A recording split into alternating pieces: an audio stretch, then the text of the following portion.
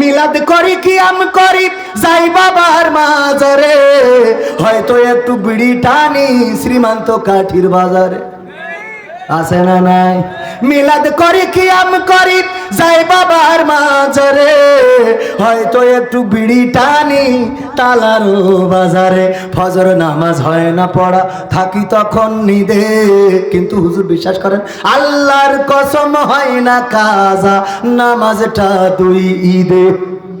দুই ঈদে নামাজ কাজা হয়, দুই ঈদে নামাজ কাজা হয় না। আবার এই ঈদের নামাজ নিয়ে হঠাৎ দেখলাম টেলিভিশনে বলতেছে বাবারা আগামীকাল সকাল 9টার সময় ঈদুল আজহার জানাজার নামাজ হবে। আমার ছেলে কাঁদতেছে আব্বা কি হয়ে গেল? আমি বলছি একটা মরি গে, একটা ঈদ মরি যাওয়া ছাড়া আর একটা আছে, অসুবিধা নেই, তাও তো এখন একটা আছে, একটা মরি গে। এইবার দেখি আবার সিডাও নিয়ে ঝামেলা করিস। এইবার বলছে হুজুর, হুজুর না ওই যে মাইক্রোফোনে বলছে ঈদুল ফেরত এসেছে, মানে মরি গেলে তো ফেরত এসেছে। ঈদুল ফিতর এটাও বোঝে, কথা কয় না। ঈদুল ফিতর বললাম পবিত্র কোরআনের সূরা, প্রথম সূরার নাম কি বলছে? সূরা ফাতেমা। কি সূরা ফাতেমা?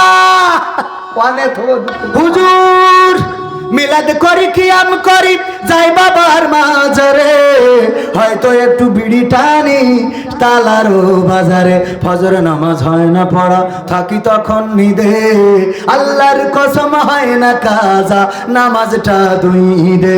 নিয়মিত চেষ্টা করি পড়তে জুম্মা নামাজ, সেদিন শুধু হয় না পড়া যেদিন থাকে কাজ। 3টা জুম্মা করলে কাজা মুসলিম থাকে না, এই হাদিসটা ভালো করে আমার আছে জানা। তাই রাজনীতি চলবে না ও হুজুর, রাজনীতি চলবে না, তাই রাজনীতি চলবে না ও ভাই, রাজনীতি চলবে। এবার বলছে হুজুর শোনেন, আপনি মনে করছেন আমরা কোরআন পড়ি না? পড়ি। আমি বললাম তাই কি? বলছে পড়ি আমি। ওখানে জিহাদ মিহাদ কোথায় আছে দেখিনি কোনখানে, দরগা পীরের মাজার আমার অনেক বেশি টান গো বাবা, অনেক বেশি টান। আছে না নাই? কোরআনে জিহাদের কথা আছে না নাই? উনি পায় নাই, কেন পায় নাই? কেন পায় নাই? বোঝা নাই, কথা কয় না। কোরআন পড়েছে কিন্তু বুঝে পড়ে নাই, খালি সুর দিয়ে পড়ে গেছে গো। কেমন? আমি মাঝে মাঝে উদাহরণ দিতে যেয়ে বলি, আমার আব্বাও বলতো, আমার সভাপতি সাহেব বাজারে, তালার বাজারে একটা ধরেন দোকান আছে, মুদিখানার দোকান, সেই দোকানে বেচা কিনা করে। ঈদের সময় রোজার মাসে ভিড় বেড়ে গেছে, উনি বুদ্ধি করে, মুক্তিযোদ্ধা তো বুদ্ধি একটু বেশি, বুদ্ধি করে কর্মচারী না রেখে একটা ময়না পাখি কিনে এনে ওইটারে শিখাইছে লাইন দাও এক এক করে এসো, লাইন দাও এক এক করে এসো, মানে একজন একজন করে আসো, লাইন দাও একজন একজন করে আসো। এইটা ময়নারে শিখাইছে বাড়িতে আমাদের ম্যাডাম। শিখানোর পরে ওইটা খাঁচা নিয়ে যে টানায় রেখেছে, যেই লোকের ভিড় হয়ে যায় ময়না ডাকা শুরু করে দেয়, লাইন দাও এক এক করে আসো, লাইন দাও এক এক করে আসো, লাইন দাও এক এক করে আসো। এখন মানুষ বলে দেখো পাখি তাই বলছে লাইন দিতে, তোমরা কেন ঝামেলা করতে চাও? সবাই লাইনই দাঁড়াও। লাইনই দাঁড়ায় দোকানতে মাল সামানা কেনে। ঈদের আগের দিন ওই যে সিমাই ছিল গত বছরের ডেট এক্সপায়ার, ওই সিমাইয়ের ডেট এক্সপায়ারের কালি তুলে দিয়েছে, সব চালাই দিয়েছে। ঈদের দিন রান্না করে খাওয়ার পরে সবাই টয়লেটের সাথে অটোমেটিক। পরের দিন গেছে, আপনি মুক্তিযোদ্ধা ঠিক আছে, আপনি এইরকম খারাপ সিমাই বেচলেন কি করে? এই নিয়ে মোটামুটি হুটো পাটা বাদায় মারামারি শুরু করে দিয়েছে। আমার সভাপতি সাহেবের মারতেছে অনেক লোক। ময়না পাখি বলতেছে লাইন দাও এক এক করে এসো, লাইন দাও, বলছে লাইন দাও এক এক করে এসো, সবাই মান। এখন লাইন দিয়ে যদি এক এক করি সব আসে, তাহলে মুক্তিযোদ্ধার কাপড়ের কাপড় সব বাড়ি আসতে হবে না? কথা কয় না। আসলে ময়না পাখি কি বুঝেছে যে ও কি বলছে? কথা কয় না। কারণ ও তো একটা ভাষা শিখেছে, শিখাইছে, ও শিখেছে, ও জানেই না যে লাইন দাও এক এক করে এসে এটার মানে কি।